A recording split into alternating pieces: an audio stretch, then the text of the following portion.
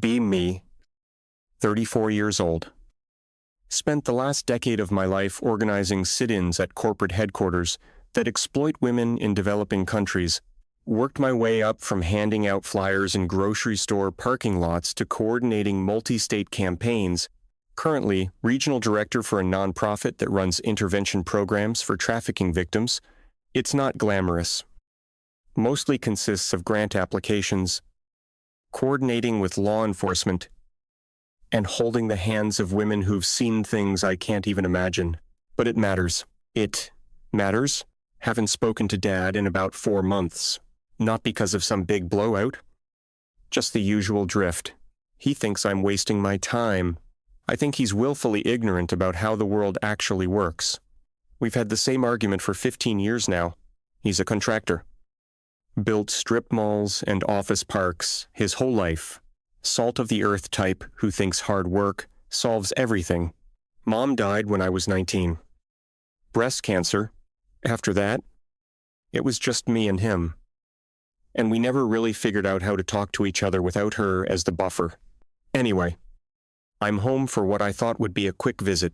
Needed to pick up some of Mom's old jewelry from the safe. Stuff I want to have before I move across the country for a new position. Bigger nonprofit. Better funding. Actual chance to implement policy changes at the state level. Dad's in the garage when I arrive. Working on his truck. He barely looks up when I come in. Kitchen table, he says, which I guess means he already got the jewelry box out. I should just grab it and leave. But something in me wants to tell him about the new job. Some stupid part of me that still wants him to be proud. Walk into the kitchen. The jewelry box is there. But so is a stack of mail. My mail. Forwarded from my apartment. He's opened some of it. I feel that familiar anger rising up. The same anger I've cultivated and honed and learned to weaponize over the years. You opened my mail. He comes in from the garage, wiping his hands on a rag. It came here. Figured it was important. It's addressed to me. It's federal offense to open someone else's mail. He does this thing where he rolls his eyes without actually rolling them. Just this tiny movement that says everything about what he thinks of me. It's about your student loans. Thought you'd want to know they're threatening to garnish. And here we go. The student loans. Always the student loans. Yes. I owe 87. Ling ling ling. Yes. My nonprofit salary is $43. 000 a year. Yes.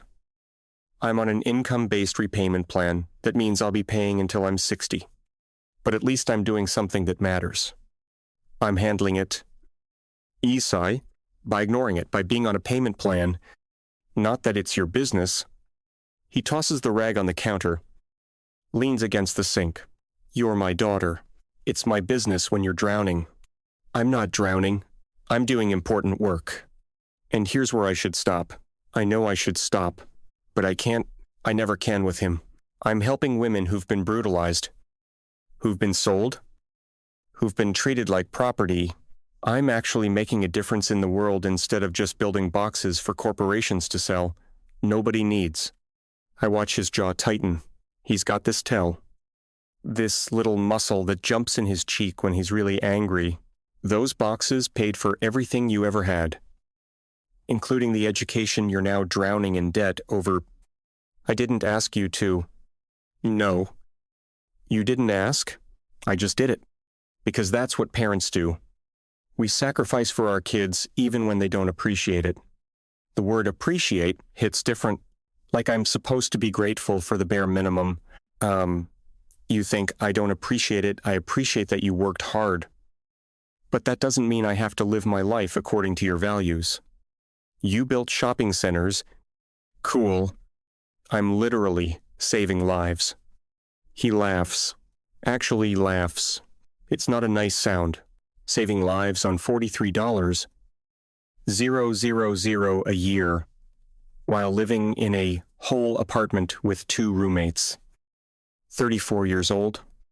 Not everyone measures success by their bank account. Dad. No. Some people measure it by how superior they can feel while accomplishing nothing. That stings. He doesn't get it. He's never gotten it.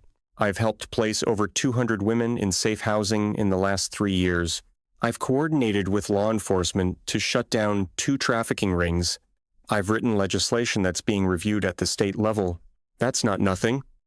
And what did you give up for it? The question throws me. What did you give up? You're 34. No husband.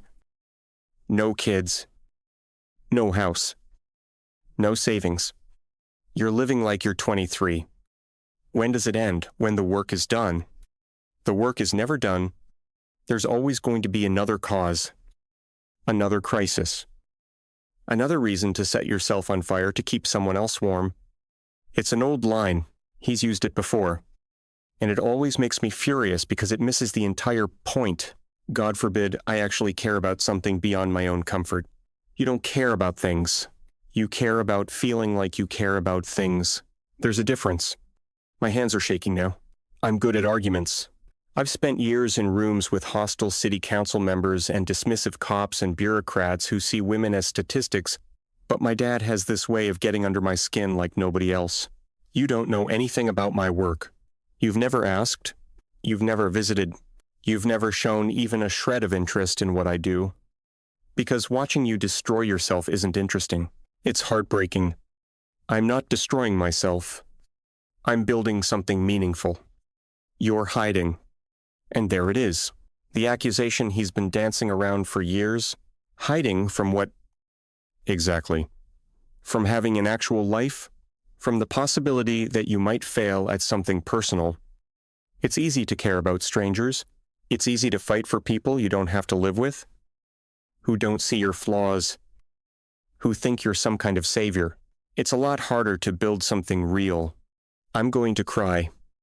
And I hate it. I haven't cried in front of him since Mom's funeral. You think I'm hiding? I'm in the trenches every day. I see things that would break you. I hold hands with women who've been raped and beaten and sold by their own families. And I help them rebuild. That's real. That's the most real thing there is. And then you come home to your empty apartment and feel satisfied that at least you're better than everyone else. I don't think I'm better than... Yes? You do. You absolutely do. You think you're better than me. Better than everyone who chose a normal life. Everyone who wanted a family and a home and some measure of peace. You think we're all sellouts? All cowards who took the easy path. He's not entirely wrong. And that makes it worse. I think most people are sleepwalking through life. Yes. I think most people don't want to confront uncomfortable truths about how the world works. No. You think most people are beneath you? Including me. That's not... You've thought it since you were 20 years old. Since you went to college and took those classes and came back full of righteous anger at everything and everyone. Your mother and I, we were suddenly part of the problem. Everything we'd built, everything we'd done, it was all complicit in some grand system of oppression. Mom wouldn't want to be dragged into this. But he keeps going. She used to cry. You know, after you'd visit, after you'd spend the whole weekend lecturing her about ethical consumption or she'd cry because she didn't recognize her daughter anymore. That's a low blow. That's beneath even him. Don't you dare put words in her mouth. Mom supported me. Your mother loved you. That's not the same as supporting every choice you made. She was terrified you were going to wake up at 40 and realize you'd wasted your life trying to fix things that can't be fixed. Nothing's unfixable. That's the kind of defeatist that keeps systems in place. Jesus Christ. Listen to yourself. You even talk like a pamphlet. I grabbed the jewelry box off the table. I should leave. I should just leave. But I can't let him have the last word. I'm moving to Portland. I got the regional director position at Alliance Northwest. It's 68 000 salary, full benefits. And I'll be overseeing programs in 4 states. So you can stop worrying about me drowning. I'm doing fine. I expect some kind of congratulations. Some acknowledgement. Instead, He just nods slowly. Portland. Of course. What's that supposed to mean? It means you're running again. New city. New job. Same empty crusade. It's a promotion. It's what people do. They advance in their careers. It's what you do. You pick up and leave every few years when things get complicated. When people start expecting something from you beyond your activism, when someone might want to actually know you instead of just admiring you from a distance, there's something in his voice now. Something I haven't heard before. Something that sounds almost like grief. I'm not running from anything. I'm pursuing an opportunity. You're 34 years old, and you've lived in 6 different cities in the last decade. You don't have friends. You have colleagues. You don't have relationships. You have causes. You've structured your entire life to avoid anything that might require you to be vulnerable. That's amateur psychology. And it's, when's the last time you went on a date? The question catches me off guard. That's none of your, when's the last time you let someone get close to you?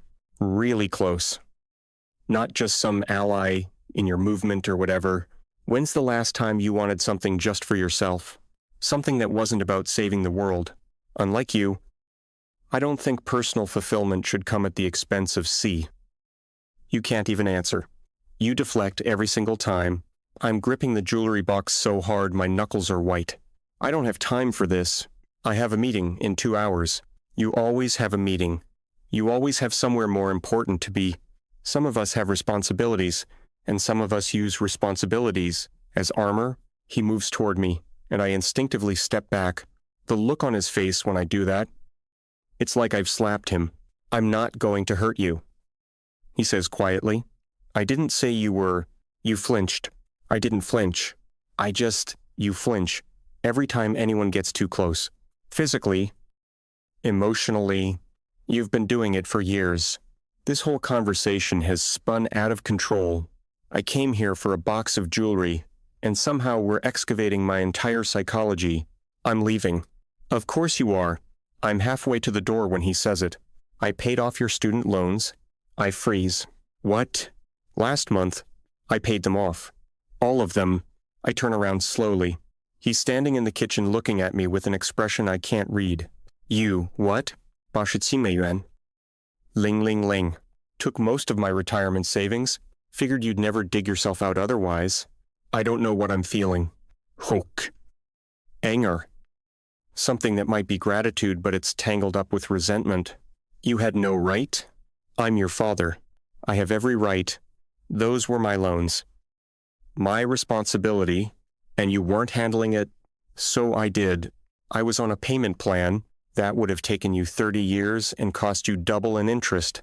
I fixed it. The word fixed ignites something in me. You fixed it. Just like you fix everything. Just like you think money solves everything. Money solves debt. That's literally what it's for. This isn't about money. This is about you not trusting me to handle my own life. You're not handling your life. You're drowning in debt. Living in poverty by choice. Destroying yourself for people who don't even know your name. They're not supposed to know my name. That's not the point. The point is the work, not the recognition. And what happens when you've worked yourself to death? What happens when you're 50 and alone and burned out and you've got nothing to show for it but a lifetime of martyrdom? Better that than your life. Better that than building strip malls and watching TV and pretending that comfort is the same as meaning, the moment it's out of my mouth, I know I've gone too far. His face changes. That muscle in his jaw stops twitching. He just looks at me with this horrible cold clarity. You really believe that I should take it back?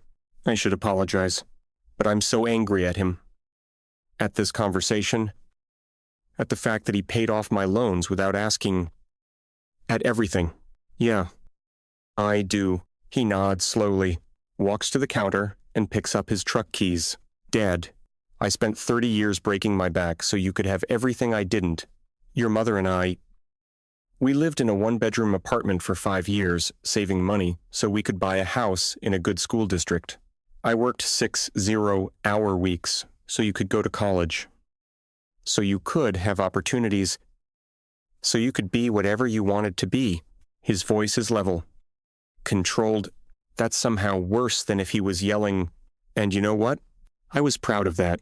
I was proud that my daughter was going to have choices I never had, that she was going to do something important with her life.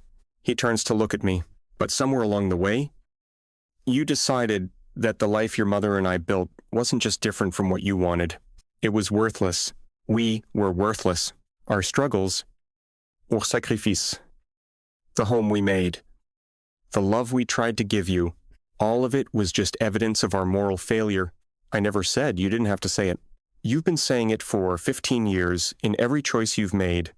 Every time you looked at me with that expression that says you're disappointed in who I turned out to be, my own daughter disappointed in me because I chose a normal life instead of a noble one. Tears are running down my face now. I can't stop them. That's not fair.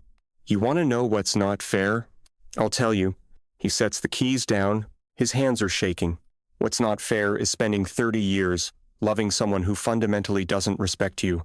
What's not fair is watching your daughter turn herself into someone you don't even recognize in pursuit of some impossible standard of moral purity.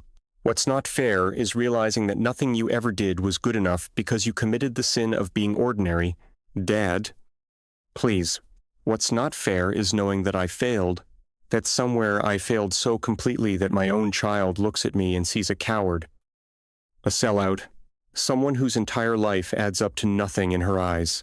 That's not true, isn't it? Be honest for once. When you think about me, what do you see?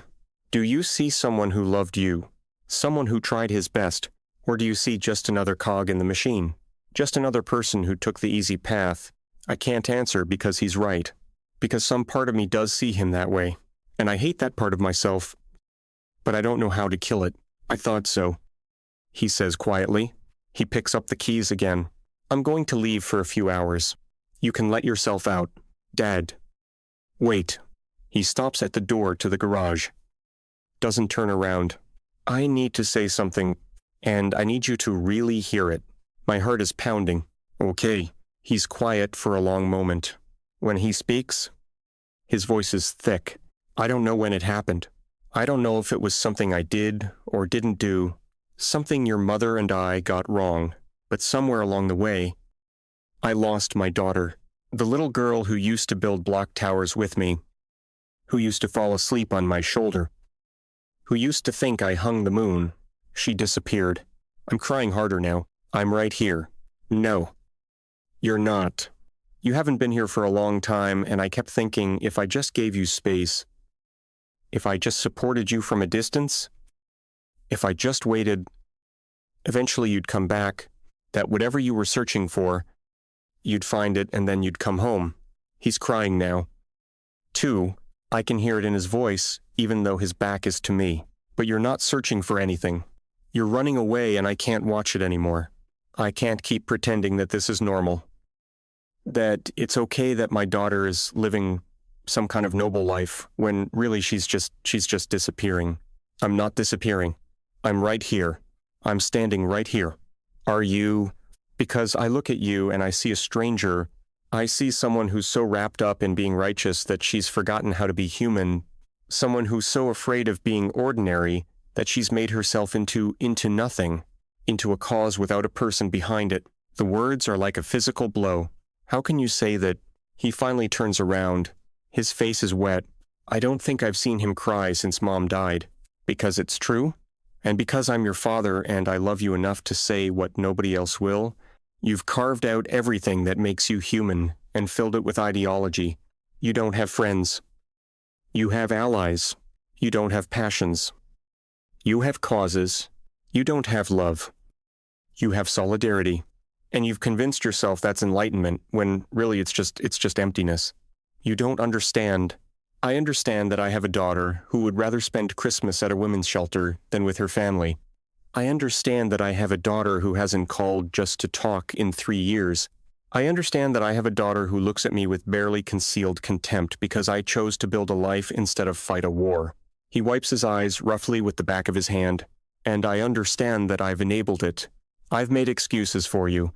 I've told myself that you're just passionate, that you're just committed, that you'll grow out of it. But you're not going to grow out of it. This is who you are now. This is who you've chosen to be. I'm fighting for things that matter, and you're losing everything that matters in the process. Don't you see that you're so busy saving strangers that you've sacrificed every real relationship you've ever had? Your friends from high school, they've all stopped trying to reach out. Your cousins, they don't invite you to things anymore because you always say no or you show up and lecture everyone. Me, his voice breaks. You've sacrificed me. You've sacrificed having a father because I don't fit into your worldview. I'm sobbing now. Ugly crying. But I can't stop. That's not I never wanted. What did you want? Tell me. What did you actually want from your life when you stripped away all the ideology and the crusades and the moral superiority? I can't answer because I don't know, because somewhere along the way I stopped asking myself that question. I wanted to matter. I finally whisper, you mattered. You mattered to me, to your mother, to everyone who loved you, but that wasn't enough. We weren't enough. We were just regular people living regular lives, and you needed to be extraordinary. He leans against the door frame like he's exhausted. And you know what the worst part is? The part that keeps me up at night? I shake my head. I regret it. The words hang in the air. Regret? What? Having you? The world stops. I hear the words, but they don't make sense. They can't make sense. What? I regret having you. I wish you'd never been born. He says it so quietly, so matter-of-factly, like he's commenting on the weather. You don't mean that? I do. I've been thinking it for years, and I've never had the guts to say it. But I do.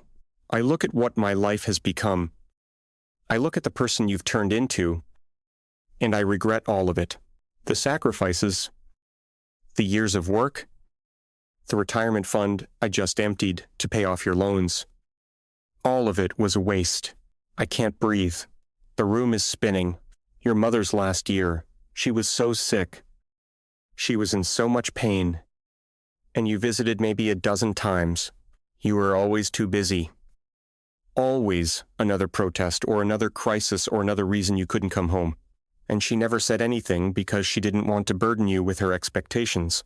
He's looking right at me now. His eyes are red, but there are no more tears. But I saw it. I saw her heart break every time you canceled. Every time you chose your work over her. And I told myself, you didn't understand that you were young. That you'd regret it later. But you didn't regret it. You gave her eulogy and turned it into a speech about women's healthcare access. You made her death about your cause.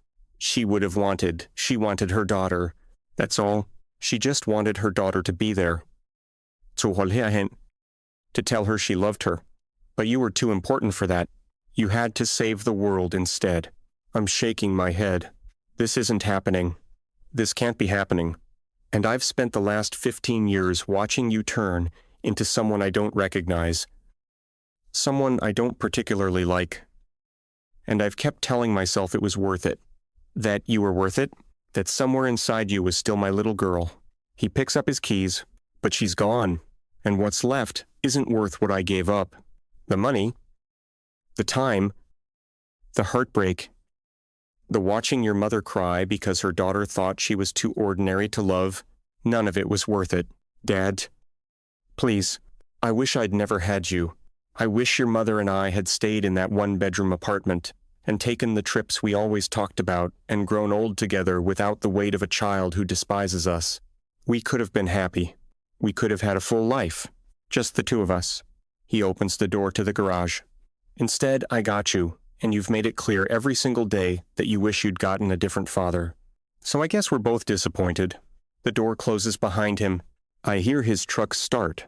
I hear it pull out of the driveway. I'm standing in the kitchen holding my mother's jewelry box, and I can't move. The words keep echoing. I wish you'd never been born. I wish I'd never had you. You weren't worth it. I don't know how long I stand there. Could be minutes. Could be hours. Eventually, I sit down at the kitchen table. The same table where I ate breakfast every morning before school. The same table where Mom helped me with homework. The same table where we used to play cards on Sunday afternoons. I open the jewelry box. Inside is the pearl necklace my dad gave my mom on their 10th anniversary. The bracelet I made her at summer camp when I was 8. Her wedding ring. And a letter. addressed to me in her handwriting. It's dated 2 weeks before she died. My hands are shaking so badly, I can barely open it. My darling girl.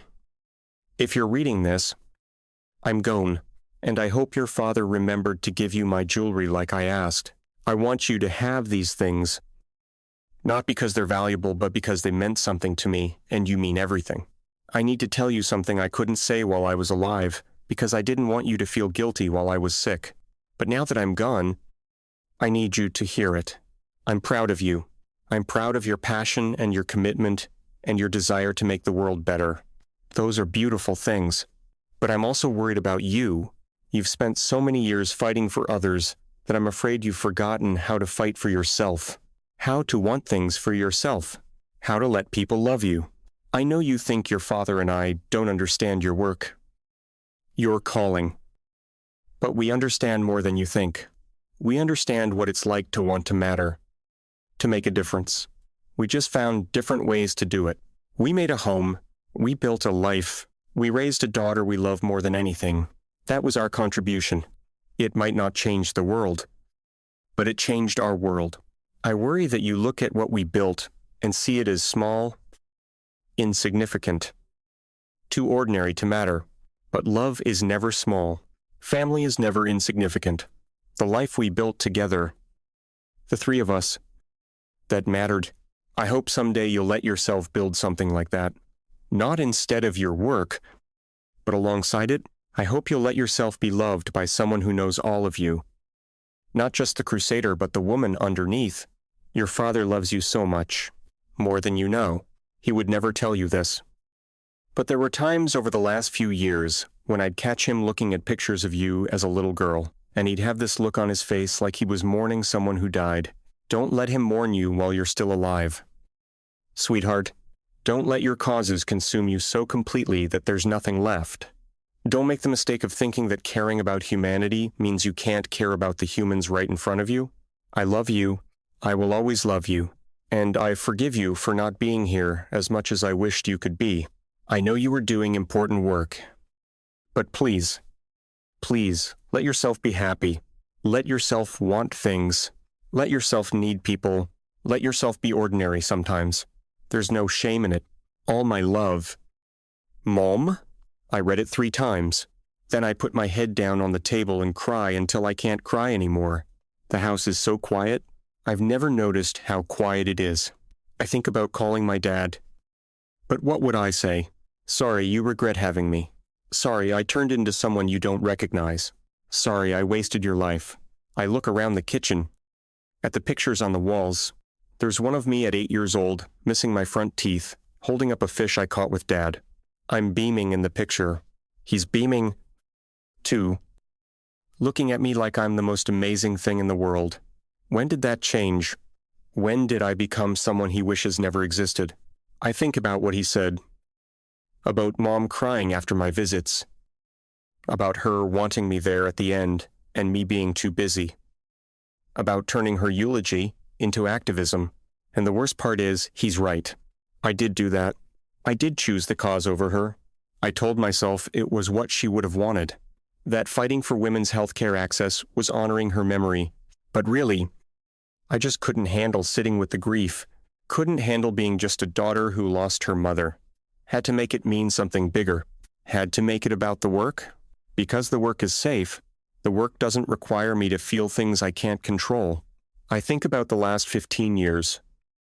The cities, the jobs, the campaigns, the women I've helped, and I try to remember a single moment of genuine happiness, not satisfaction, not righteous anger, not the rush of a successful protest, but actual joy. I can't remember the last time I laughed until my stomach hurt. Can't remember the last time I did something just because it was fun. Can't remember the last time I let myself want something that wasn't morally justified. I've been so focused on being good that I forgot how to be human. My phone buzzes. It's my boss asking if I've signed the contract for the Portland position yet. I look at the message for a long time. Portland, another city, another fresh start, another chance to be important and necessary and righteous, Another few years of intensive work and shallow relationships and noble suffering. And then what? Another city after that. Another promotion. Another decade of running. I think about my dad's face when he said he regretted having me. The resignation in his voice, like he was just stating a fact, like he'd thought about it so many times it didn't even hurt anymore. I wish you'd never been born. I close my eyes. And for the first time in 15 years, I let myself ask the question I've been avoiding. Was he right? Am I just empty ideology in a human suit? Have I carved out everything that made me a person and filled it with causes? Is that why I can't answer when people ask me what I want? Because I don't want anything anymore? I just fight. That's all I know how to do. I look at my mom's letter again. Don't let him mourn you while you're still alive. But maybe it's too late. Maybe I already disappeared. Maybe the person I've become isn't worth mourning. I hear my dad's truck pull back into the driveway. I should leave before he comes in. I should just take the jewelry and go start fresh in Portland. Pretend this conversation never happened. That's what I'd normally do. But I'm so tired. Tired of running. Tired of fighting. Tired of being certain about everything. Tired of being alone. The garage door opens. He stops when he sees me still sitting at the table. We look at each other for a long moment. I want to say I'm sorry.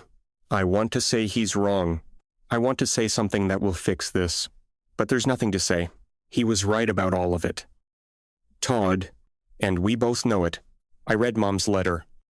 I finally say, my voice sounds strange, hollow. He nods slowly.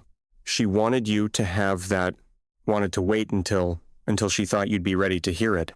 I don't think I'll ever be ready to hear it. He sits down across from me. We're at the kitchen table like we've been 1,000 times before. But everything is different now. Everything is broken. I meant what I said. He says quietly, I don't regret saying it.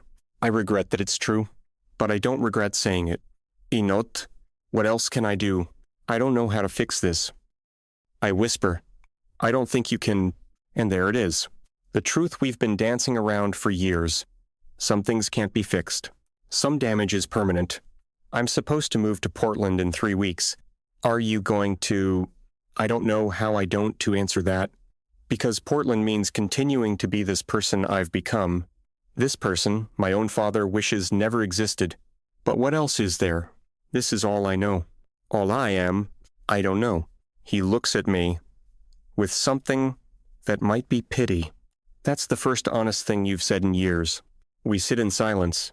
The afternoon light is coming through the window, catching dust motes in the air. This house used to feel like home. Now it just feels like a museum of everything I lost. I helped people, Isai, and I hate how defensive I sound. The work I did, it mattered. It helped people, I'm sure it did. But it didn't help you, and it cost you everything else. He stands up, walks to the counter, pours himself a glass of water. Your mother used to say you had the biggest heart of anyone she knew, that you felt things so deeply it scared you. That's why you were always rescuing hurt animals, always defending the underdog, always fighting for fairness. He turns to look at me, but somewhere along the way that big heart became a burden instead of a gift. So you turned it outward. You couldn't handle feeling your own pain, so you took on everyone else's instead. And you called it activism. I want to argue, want to tell him he's wrong, but I can't because he's not. What am I supposed to do? The question comes out broken. He shakes his head. I don't know. I don't have those answers for you. All I know is that you can't keep doing this. You're going to yourself one way or another, and I can't watch that happen. So what? You're just done with me. I've been done for a while now.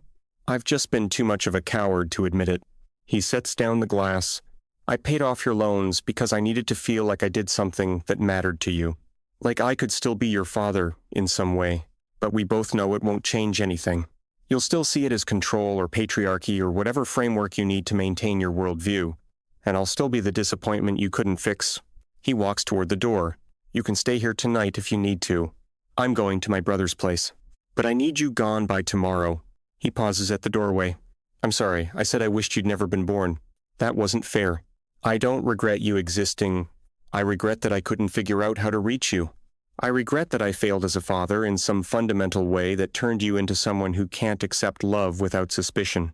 Dad, but I also meant it, because if I never had you, I wouldn't have spent the last 15 years watching my daughter disappear. Your mother wouldn't have spent her last year heartbroken. And you wouldn't have spent your entire adult life running from something you're too afraid to name. He doesn't wait for a response, just leaves. This time, I don't hear the truck. I just hear the door close. Final? Absolute. I sit at the kitchen table in my childhood home, holding my dead mother's letter, and try to figure out who I am when I'm not fighting. Try to figure out what I want when I'm not saving someone. Try to figure out what's left when you remove the armor. The answer is terrifying. Nothing. There's nothing left. Just a 3-4-year-old woman in an empty house whose father wishes she'd never been born, whose mother died, disappointed, whose entire identity is built on a foundation of running away.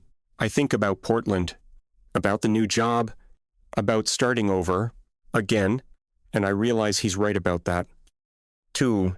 I'm not searching for anything. I'm just running from the fact that I don't know how to be loved, running from the possibility that I might be ordinary, running from the terrifying reality that all my fighting and crusading and sacrifice might not actually mean anything, that it might just be noise I made to avoid silence. I look at the picture on the wall again, me at 8, holding that fish, beaming. That little girl had a father who loved her, a mother who loved her, a home that felt safe. When did I decide that wasn't enough? When did I decide that being loved wasn't as important as being right? I don't have an answer, and that might be the worst part. I don't have answers anymore, just questions I'm too afraid to ask. And a father who regrets ever having me. Some things you can't come back from. Some things you can't fix. Some damage is permanent. I think this is permanent. I think I broke something that can't be repaired. Not in him. In me, I broke myself so thoroughly that even I can't find all the pieces. And now I'm just supposed to, go to Portland and pretend this didn't happen. Dive into the work and forget that my own father wishes I didn't exist. Keep fighting for strangers while the people who actually loved me slip away.